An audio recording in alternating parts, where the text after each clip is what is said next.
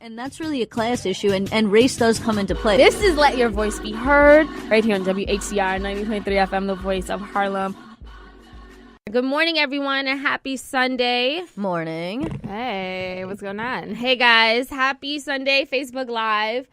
Jaqi, Ilyssa. Hello. Hey. Good morning. Good to be here. Yes. So we survived the weekend. Literally, yes. We survived the weekend. Stanley's not here because he's shooting He's Hangover 3 in Vegas. He's with his Bible study group in Las Vegas for the Bible convention. He's literally at a bachelor party. So, like, he is being so, like, funny on Instagram. But we're here, and this is Let Your Voice Be Heard, where we talk social issues, politics, and foreign policy from a diverse millennial perspective. Right here on WHCR 90.3 FM, the voice of Harlem. My name is Selena Hill, and you can find me on Instagram and Twitter at Miss Selena Hill, and I spell that with an MS. Hi, everybody. I'm back. I missed my cue there. Yesterday. I wasn't here last week. Yesterday? It feels like yesterday. I'm glad we were not on the air yesterday. Me too. Because I was very busy brunching, and it was really good because you have to go to brunch in Brooklyn. You know how that works. Yeah, of course. With all the hipsters. But it's okay because I had a lot of crispy pork that I was very happy with. But anyways, since I'm Jewish and having crispy pork, I'm probably getting in trouble for that. No, not really. And you can, but I should tell you who I am. Yeah, I'm just like another Jewish lawyer who eats pork. And you can find me. My name's Ilyssa Fuchs. You can find me on Facebook, facebook.com/Ilyssa Fuchs. That's Ilyssa with an I. Or you can leave a comment on the Politically Preposterous fan page, and I'm also on Twitter at Ilyssa Fuchs, also with an I, where I, regularly tweet at the governor and the president and other people who drive me crazy. I heard a rumor that you were Roy Moore's Jewish lawyer. Oh yeah, yeah. You're the one. That's actually funny you bring that up because I heard Roy Moore's Jewish lawyer, one, isn't actually Jewish, and two, voted for Doug Jones. I campaigned for Doug Jones, right? Yeah, that's hilarious. That's really funny. But you are a professional troller. Yeah, Alyssa trolls a little bit. Yeah, and I don't troll as much, but I'm Jacky Cohen, and you can follow me on Twitter or on Instagram at Jaqi Cohen with a Q. And I'm happy to be back here. It's been a long week, guys. This week has you seem tired. Killed me. I'm tired. I am not feeling great. I know. I've seen better days. I'm like a damaged woman coming into the studio this morning. So. I was gonna something says don't out whatever you think you have. Oh my god. Well, I don't think I'm like contagious. I think I'm just exhausted. I don't even have makeup on this morning, so I look extra. I think you look good. Tired. Thank you. Alyssa. Yeah, I'm ready to die as well. But before we die, the show you guys must please go not on. die on us today. We'll try. So we have a great show lined up. We're going to start the show off with some fun and not so fun news stories that have been happening or are happening literally right now. We're going to talk about Trump's latest Twitter war against a very famous rapper that's going on right now. But before we get to that, we have other news stories. And then later on the show, we actually have a very special guest who will be calling in to talk about the Poor People's Campaign 2018, like the revamped version. This is something that Dr. Martin Luther King launched in 1968, and the mantle has been passed on to a phenomenal group of organizers and activists. And we'll talk about that here on Let Your Voice Be Heard when our guest calls in. And of course, guys, if you want to call in, feel free to call us up at 212-650-6903. You can tweet us at BeHeard_radio. And you can leave comments at Facebook.com. I don't know this one. Facebook.com/ Let Your Voice Be Heard. Cool. Yeah, absolutely, guys. So, of course, guys, don't be shy. Leave those comments. Let us know you're listening. And whatever you have to say, we're going to take a quick break. Don't go anywhere. When we come back, we're starting the news roundup right here on Let Your Voice Be Heard. And we are back. This is Let Your Voice Be Heard right here on WHCR 90.3 FM, the voice of Harlem. We just came back from a little break. Did we? All right, so yeah, we're back.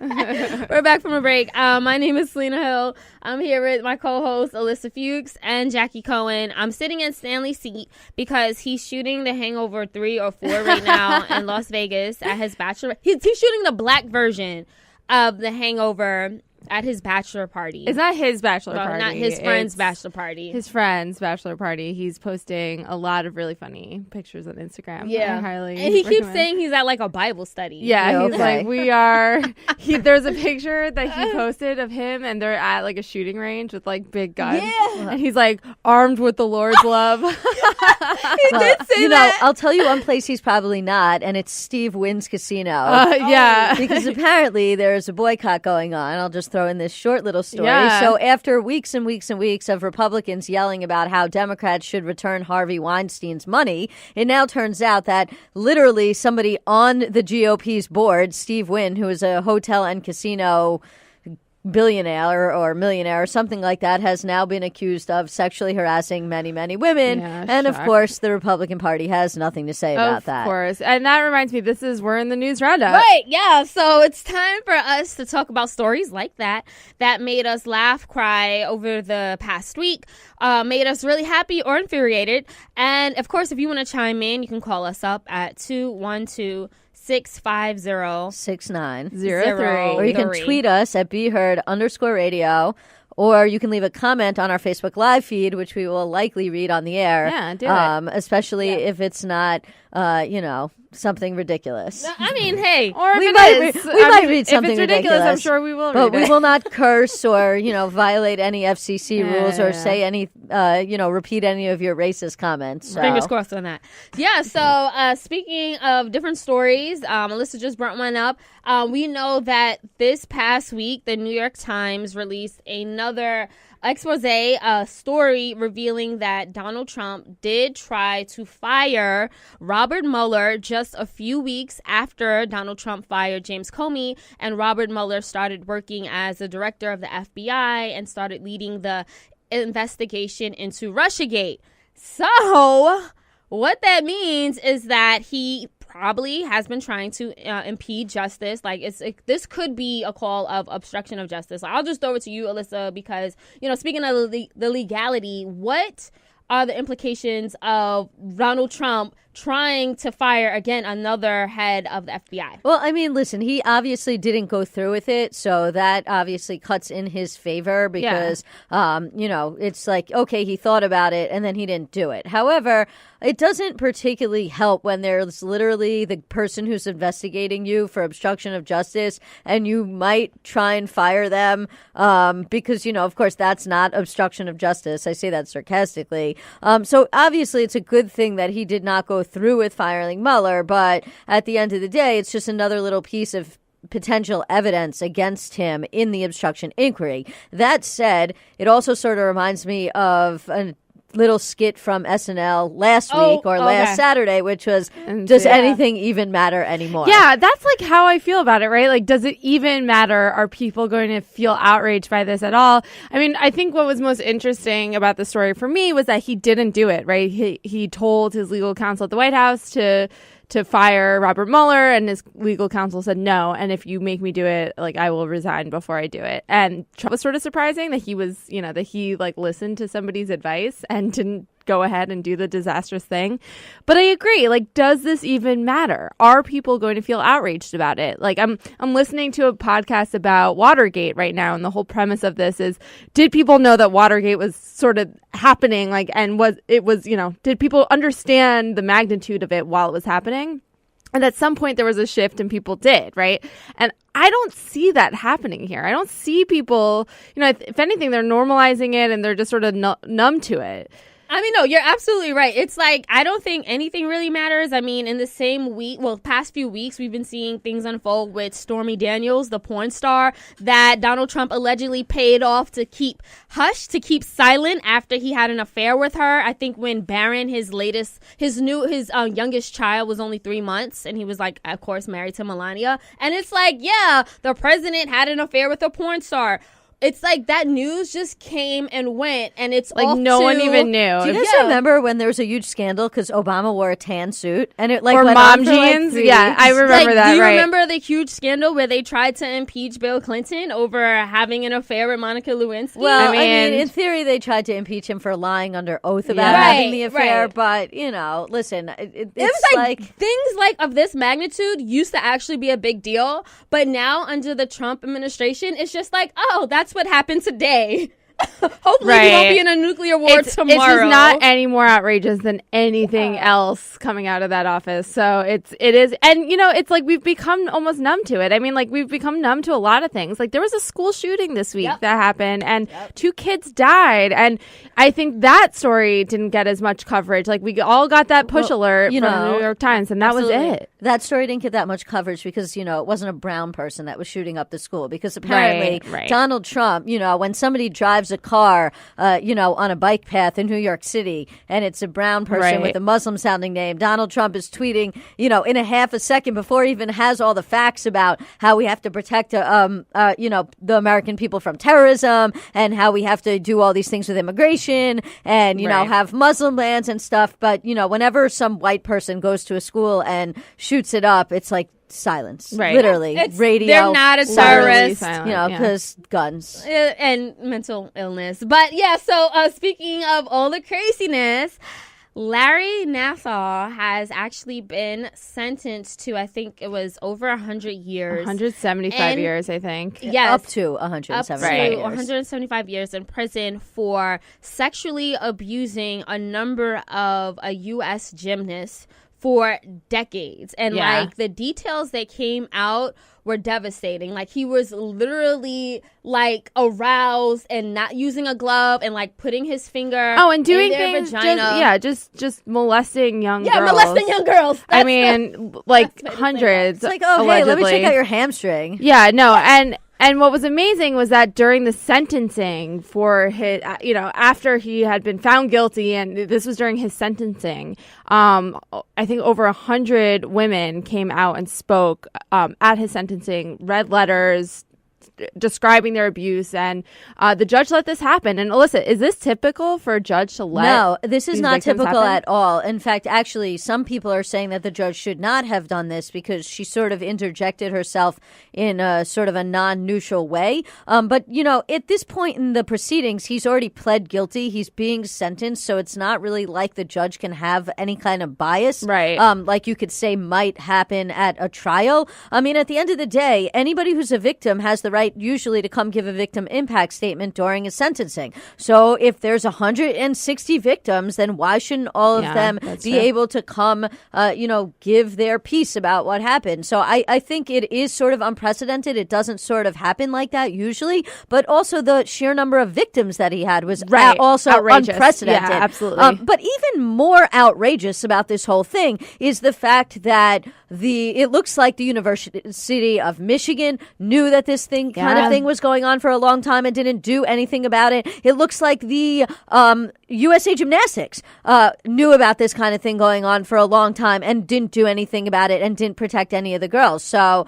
I think that's going to be what ends up coming out of it, and that's going to be a bigger story that I think we'll have more time to talk about on a later show. Yeah, definitely. It's like, we're just starting to enter a phase where we're starting to believe women because these young girls were speaking out Just starting for years. in 2018. Yeah. I know, right? It's Right. 2018. Well, hold on, guys. So, last but not least, I know Donald Trump has been tweeting Jay-Z, not some nice things. Alyssa, do you have that tweet? You want to read it? Or should I read it? I don't know. I don't have the exact Okay, I tweet have in it. front of me. You I read have it. it. Okay. So Donald Trump literally tweeted about 3 hours ago, and I quote, "Somebody please inform Jay-Z that because of my policies, black unemployment has been reported to be at the lowest rate ever recorded." Okay, so he's taking shots at Jay-Z, and he's talking about black unemployment. But here's the thing.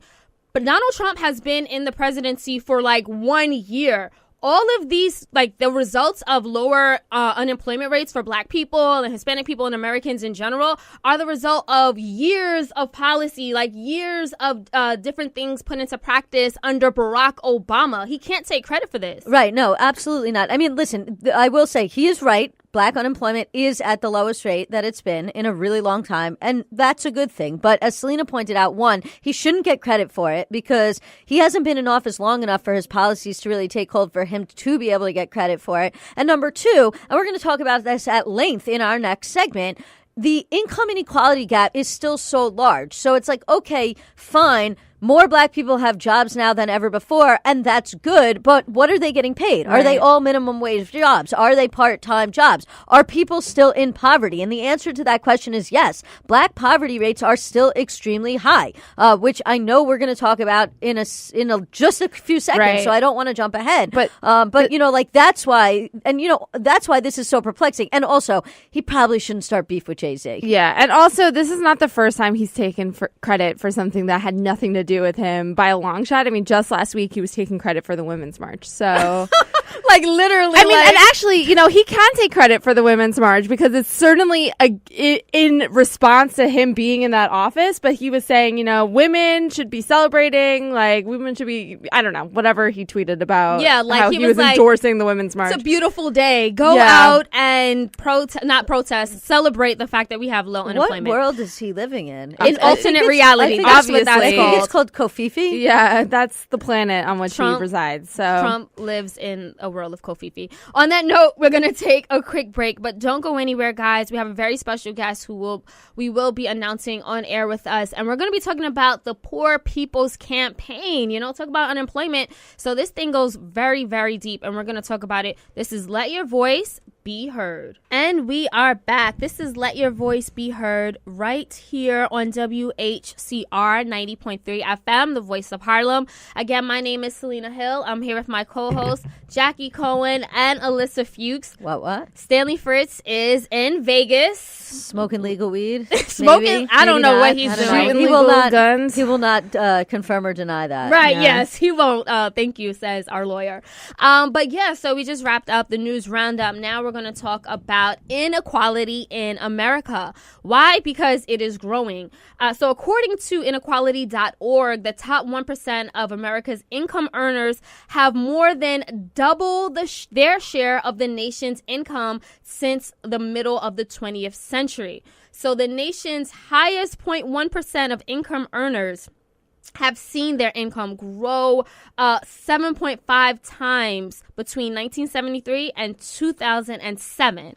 Meanwhile, 64 million American workers earn less than $15 an hour and live below the poverty level. But this is not a new issue in our country. In fact, back in 1967, Reverend Dr. Martin Luther King announced plans to launch the Poor People's Campaign. And he did this saying that we're going to organize and mobilize people towards transformative actions that would end poverty, racism, and militarism in America.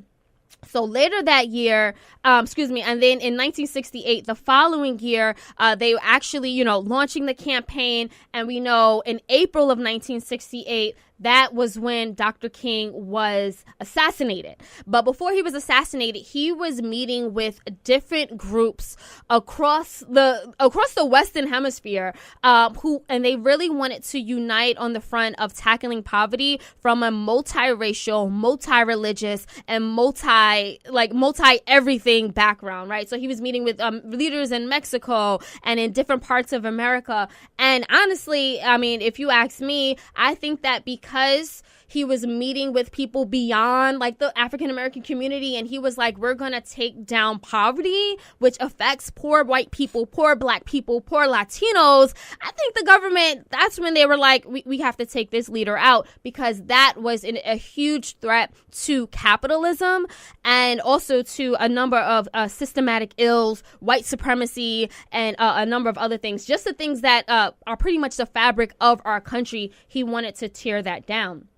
So he died, but the Poor People's Campaign was still carried on through a number of other leaders in the civil rights movement. Coretta Scott King, she continues to talk about poverty. She actually called poverty violence. She made a few profound statements about the state of poverty. She talked about that as well.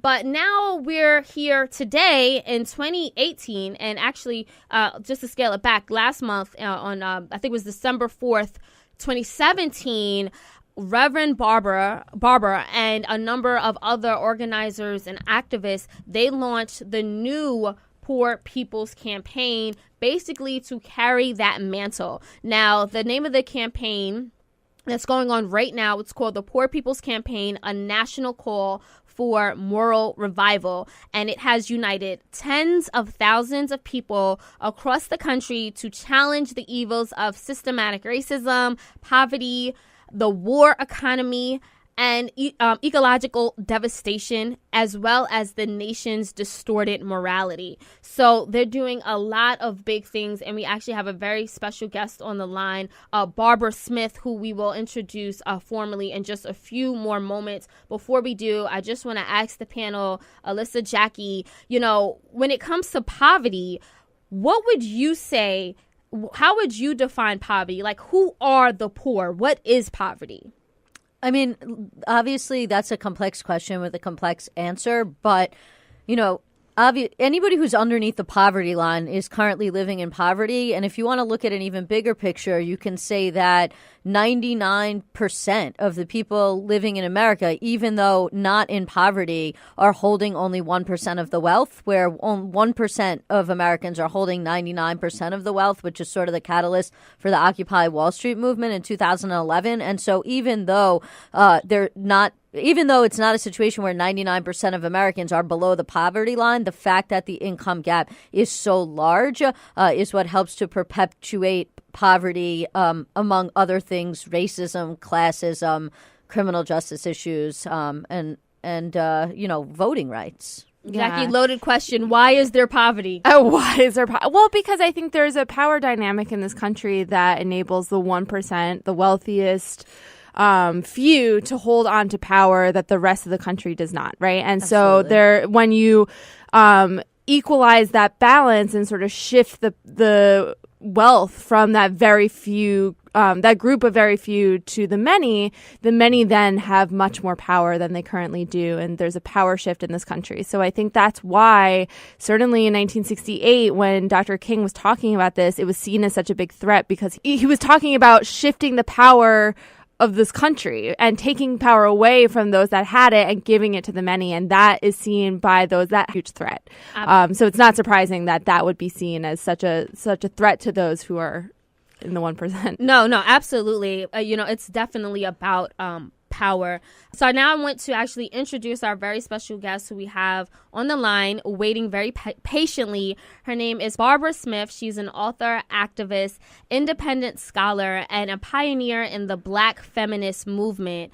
Barbara served 2 terms on the Albany Common Council, and she currently works in the city of Albany's mayor's office, spearheading initiatives that address economic, racial, and social inequality. Welcome to the show, Barbara.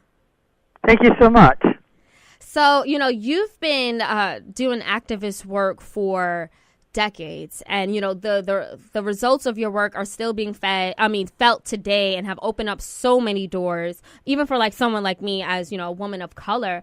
And now you've jumped on this campaign, the Poor People's Campaign, which is tackling poverty and all of the systematic ills that influence and have created poverty. So I kind of wanted to ask you more about this campaign, the Poor People's Campaign, and why and how you decided to become a part of it.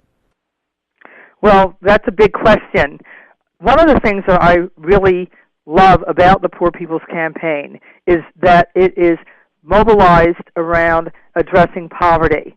And as some of your guests were saying a few minutes ago, that from income inequality, from economic oppression, the other kinds of oppressions that we experience, they are absolutely shored up by that income inequality. They both duplicate it and catalyze it, and then also sexism and racism and homophobia and transphobia and xenophobia, they also play right back into the economic exploitation. So by addressing something that is so overarching and so massive, we have an opportunity to really look at what's going on in our society and what needs to change so that everybody has a chance for opportunity and can be and do their best.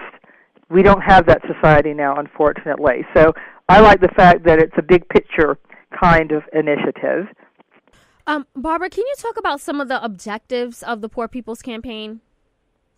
Well, one of the major objectives is to both inform people about the fact that poverty does exist in the United States, because many, many people think that that's not a reality. They don't understand and know the statistics that around half, a little under half of people in the United States are struggling on a daily basis to get by. They may not be officially, according to the federal government definition of poverty, they may not be at that level, which is about $24,000 a year for a family of four that no one could really successfully live in, particularly in New York City, where things are so high, and other cities like that where the costs are so high.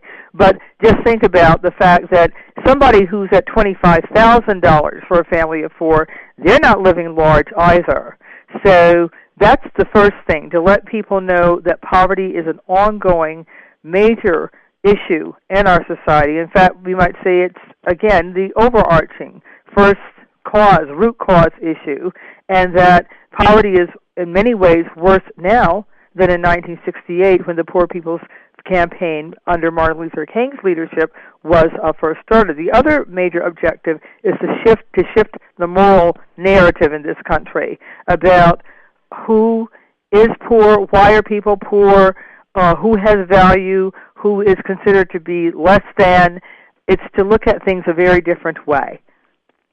Guys, if you're just tuning in, we have on the line with us Miss Barbara Smith. She's a revolutionary author, activist, independent scholar, and a pioneer in the Black feminist movement. Ilyssa, I know you had a question about the Poor People's Campaign that she's now working on. Well, yeah, I mean, it's I think larger than that. So obviously, Selena brought up sort of at the beginning of this segment how Martin Luther King, part of what he did was to not just mobilize poor Black people, but to also try and mobilize poor white people along with them. The idea being that, you could mobilize across race based on this class issue in order to take down powerful people. Now we're sort of in a situation, and without getting into the rehashing of the 2016 election, but there was a lot of people, or at least supposedly a lot of people, that voted for Donald Trump in theory because they were white and poor and felt like he was going to come and quote unquote make America great again, when in reality it seems like they really voted against their interests, because when we look at these corporate tax cuts, which is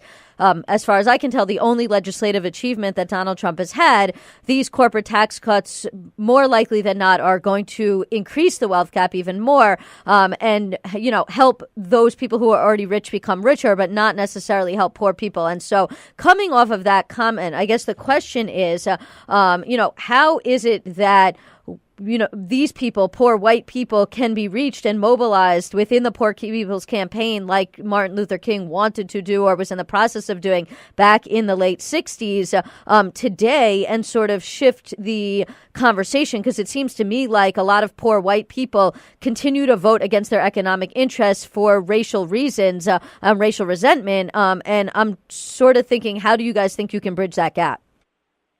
Well, I understand exactly what you're talking about in describing how the votes in the 2016 campaign, how they have been analyzed, who voted for who. But I think that we have to be more more detailed, more specific about who we're talking about when we talk about poor and working class white people, middle class white people, there's a whole range of people who are struggling and who are not benefiting from the current policies, and who are also white. One of the things that we did in New York State is that we had a truth commission process last year. Truth commissions modeled in some ways after the truth commissions in South Africa, but our truth commissions focused on poverty and what people who came to testify, and we had 3 different hearings around New York State. what they focused on was what are the challenges that you face living in poverty as a veteran, as a minimum wage worker in a fast food place, as a person who doesn't have health insurance, all kinds of testimony, as a person living with disabilities, as a person who's been homeless. So we had all kinds of people testifying around New York State, and we made sure that there were people of different racial, ethnic backgrounds. And those white people who have flocked to the Poor People's Campaign, they absolutely know that their interests are not necessarily being served by the current okey doke that's going on. So I think it just depends on how do you approach people. We're having tomorrow evening in Albany, which is where I live, we're having our first Capital Region launch meeting for the Poor People's Campaign. And even though that hasn't happened yet, I can guarantee you that it will be a very multiracial gathering, because that's how we're doing our organizing. So we can't paint all members of a group with a broad brush. I think that as time goes on, and when people said about the tax bill, that yes, some people might see some changes in their withholding and have a somewhat higher paycheck starting around now, this year in February, but that when it comes time to deal with health insurance toward the end of the year, they're going to see all that disappear because of what they did to the Affordable Care Act via that tax bill. So it's a very growing process. Nothing happens instantaneously. So I just have full faith that because of the passion, the fervor, the clear leadership that the Poor People's Campaign is operating with, that more and more people are going to gravitate to looking at, let's look at poverty in a different way. Absolutely. Thank you so much, Barbara. We do have to take a quick break, but don't go anywhere. When we come back, we'll continue this discussion about poverty in America and how the Poor People's Campaign is taking this on head on. And we are back. This is Let Your Voice Be Heard right here on WHCR 90.3 FM, the voice of Harlem. We have on the line with us a revolutionary author, activist, independent scholar, and leader in the Black feminist movement. Her name is Barbara Smith.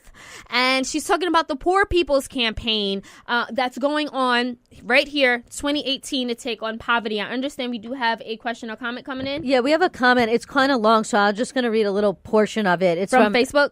From Asha Ko, who says, President Trump, yes, that's his German name, which it is, and he hates it, is nothing more than a corporate dictator that is pushing our country every day more into a fascist police state. And she goes on to say at the end, we already have suppression of the press. We can no longer allow fascist, sexist, racist, wannabe dictators to destroy our country and turn it into a corporate police state. And I'm really glad. Thank you so much for leaving that comment. I'm really glad that you did, because where we left off, we were talking about corporate tax cuts and how corporatism in America is one of the leading reasons why people are impoverished. It's because all the money goes to the rich, to these corporations, and resources are not being allocated to the most vulnerable people in our society. Yeah. And I know Jackie wanted to chime in there. Yeah, so I have a question for Barbara. You had mentioned earlier that poverty now is perhaps worse than it was in 1968. And I wanted to know if you could expand on that a little bit and talk about what are the contributing factors in today's society that deepen that divide between rich and poor? Well, I think income inequality, we really do have to look at that.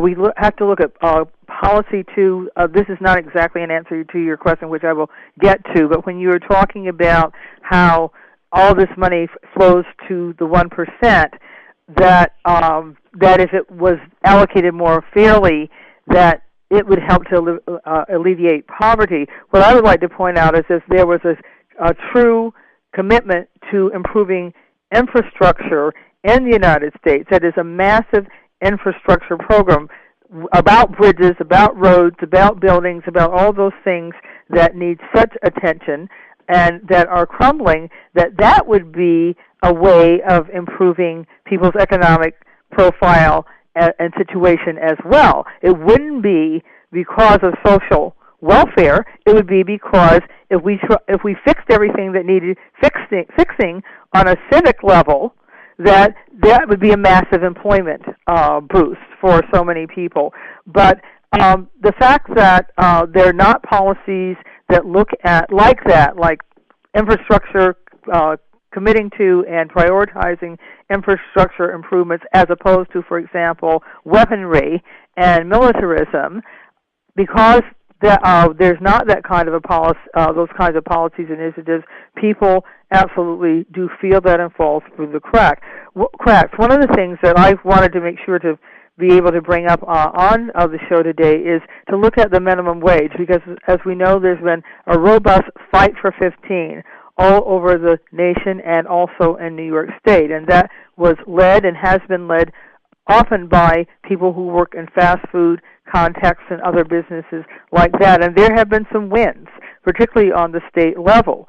But when you look at the minimum wage now, which is still, I think, $7.25 an hour, and compare it to what the minimum wage in 1968 would be in 2016 dollars, it would have been above what it is now. It would have been $8.68 in 1968 dollars.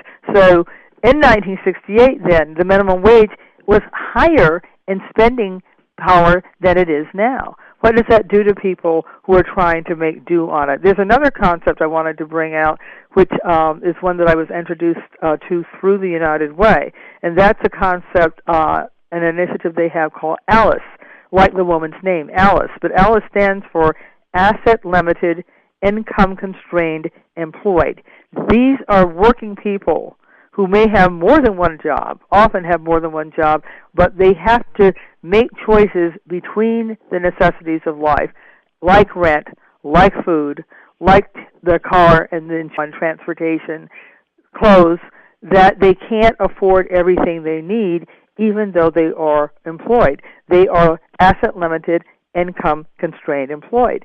So when you look at them, and they're not officially in poverty. And it also affects medicine, healthcare. Like, they can't, it's either food or medicine for a lot of these people. I know that we wanted to chime in really quickly. Oh, I mean, it's just wild to think that in 1968, the minimum wage in $1968 was higher than it is today. That's not something I've ever thought about, but that's unbelievable.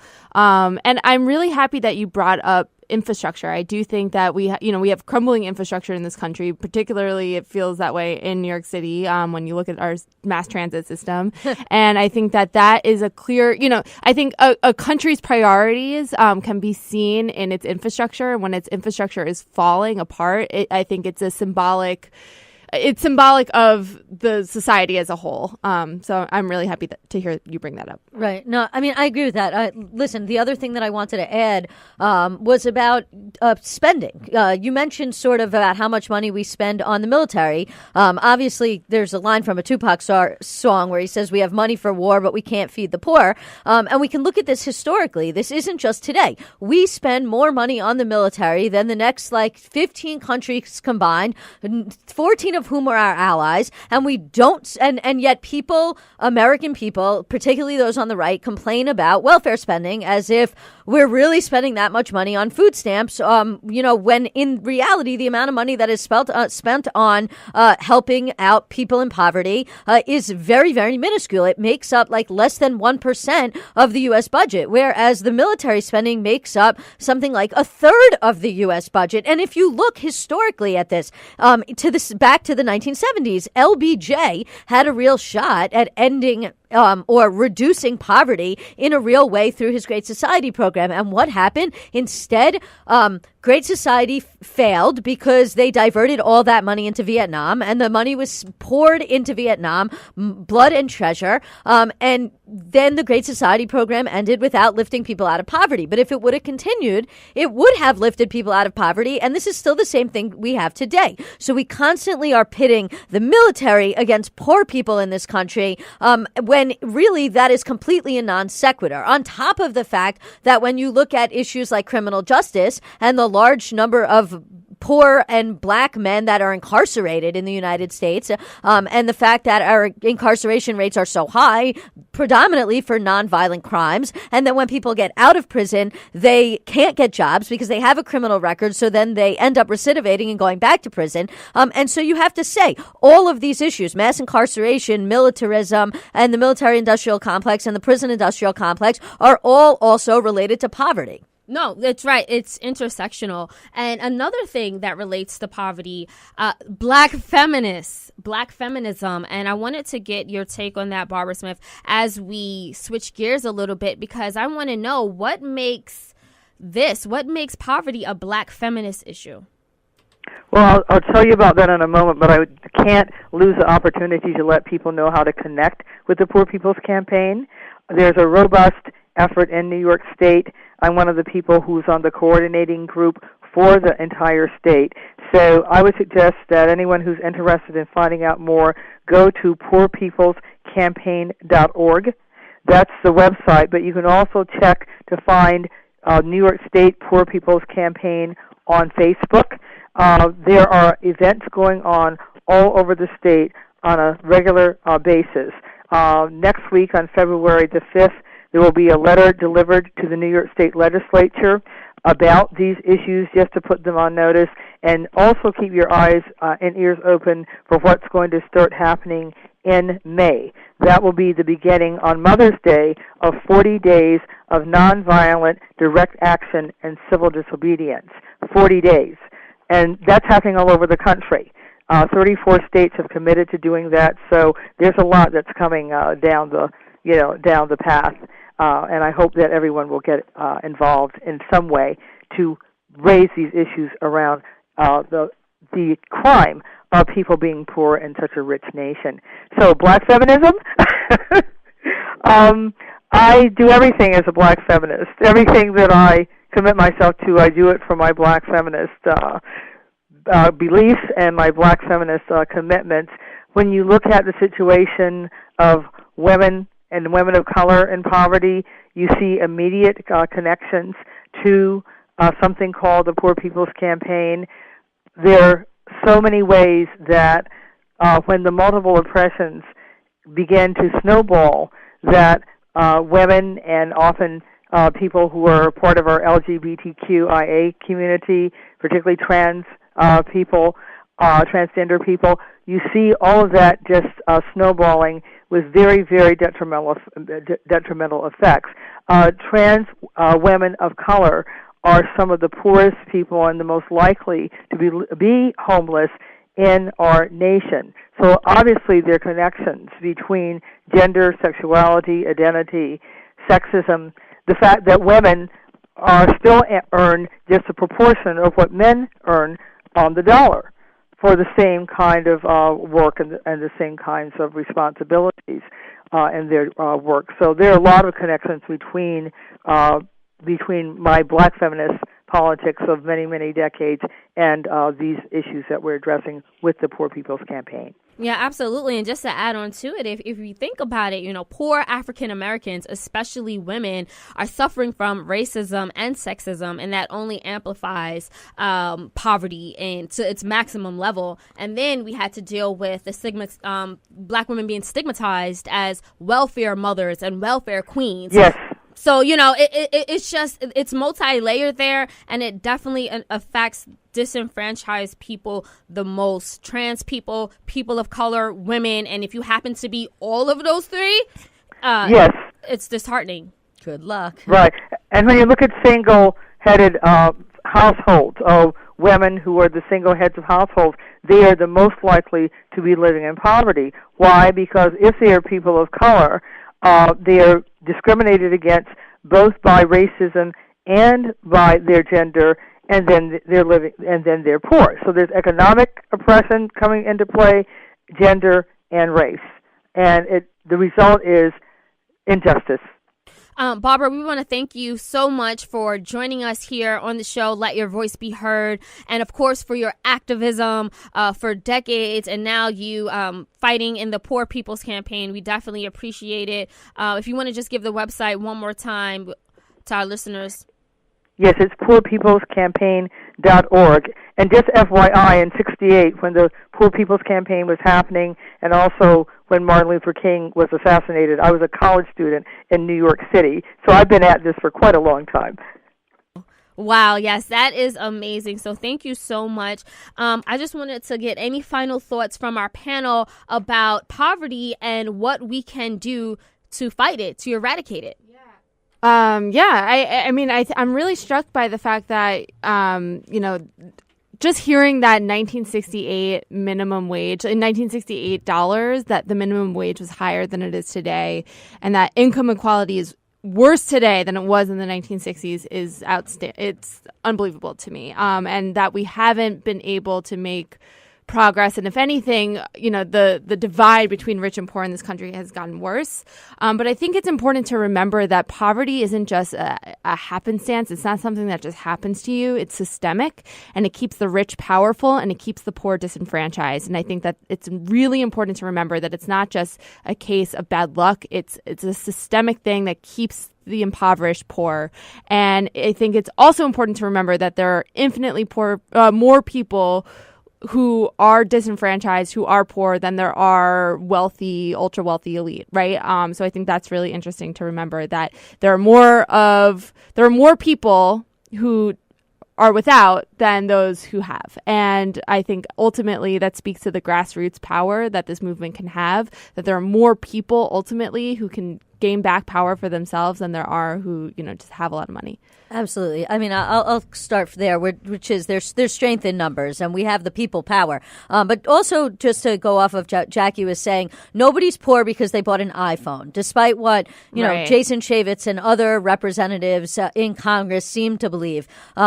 People are poor because of systemic issues, and those systemic issues are interconnected. And yes, we have to focus as poverty as the root cause of all the other issues, but we also need to recognize that there are connections between poverty, racism, classism, sexism, militarism, the prison industrial complex. And until we solve the issue of poverty, we're not really going to be able to tackle any of the other issues because of the way they are so interconnected. And going off of that, we have to realize that, yes, we want to have good, progressive people that are willing to fight for those of us, for the poor people and those at the bottom. At the same time, we can't continue to fight each other. We have to figure out, as people on the left, how to work together, even if we might have slight policy differences on something, because ultimately we cannot continue to lose elections. If we want to have legislative success and legislative power on top of the people power, we need to figure out how to mobilize that people power into votes and get people elected that are going to work for the people and help to solve these issues. Yeah, and I would just end by saying this, that one of the principles of the new Poor People's Campaign is, and I quote, "Poverty and economic equality cannot be understood apart from a society built on white supremacy." We cannot stress anymore how interconnected poverty is with education, racism, sexism, transphobia, all of these isms that only hurt and marginalize people who happen to be extremely vulnerable in our society. And Dr. King knew this. He understood this in 1968. In fact, in his last Sunday sermon, he said, and I quote, "We read one day, we hold these truths to be self-evident, that all men are created equal, that they are endowed by their Creator with certain inalienable rights, that among these are life, liberty, and the pursuit of happiness. But if a man doesn't have a job or an income, he has neither life nor liberty, nor the possibility for the pursuit of happiness. He merely exists." And that is why we have to understand how this affects us all, understand the fight for 15, understand not to stigmatize people, and understand how poverty is literally impacting us as a society. It's not just the homeless. It's not just, poor people that you may see in a certain light, but it's larger than that. It's a systemic issue. It's oppression. I've heard some people say that poverty is slavery. Poverty is violence. It's something that shouldn't be, and it doesn't have to be, especially not in the richest country, America, that we live in. And on that note, I want to just thank everyone for listening today. Especially, I want to give a special thanks to Barbara Smith for calling in and talking to us about the Poor People's Campaign. We thank everyone who chimed in on Twitter and Facebook. And we want to let you guys know that if you want to support us so that we can represent you and the issues that you care about, please give us a donation on patreon.com. That's patreon.com/letyourvoicebeheard. You can find our page there. And if you donate, you will keep us alive and well and definitely keep us on air. So thank you for that, guys. On that note, we do have to say goodbye, but don't worry. You can tune into the show via podcast on iHeartRadio, Stitcher, iTunes, and anywhere else that you find podcasts. You can find Let Your Voice Be Heard right there. You can also find us on the web at lyvbh.com.